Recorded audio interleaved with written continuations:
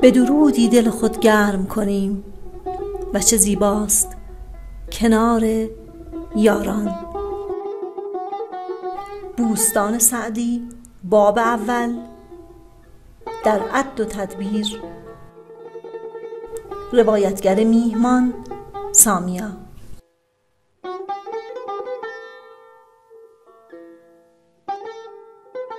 شبی دود خلق آتشی برفروخت.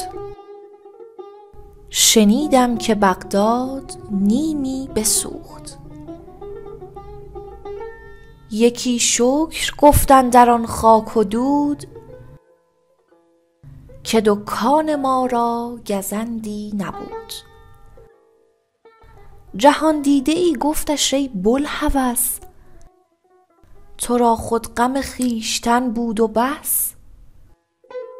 پسندی که شهری بسوزد به نار، اگر چه سرایت بود بر کنار. به جز سنگ دل ناکند معده تنگ، چو بیند کسان بر شکم بسته سنگ. توانگر خود آن لقمه چون می خورد، چو بیند که درویش خون می خورد. مگو تندرست است رنجوردار، که می پیچد از غصه رنجوروار. تنک دل چو یاران به منزل رسند، نخسبد که واماندگان از پسند.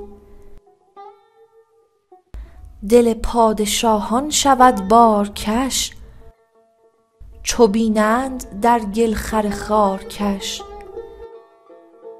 اگر در سرای سعادت کس است، ز گفتار سعدیش حرفی بس است.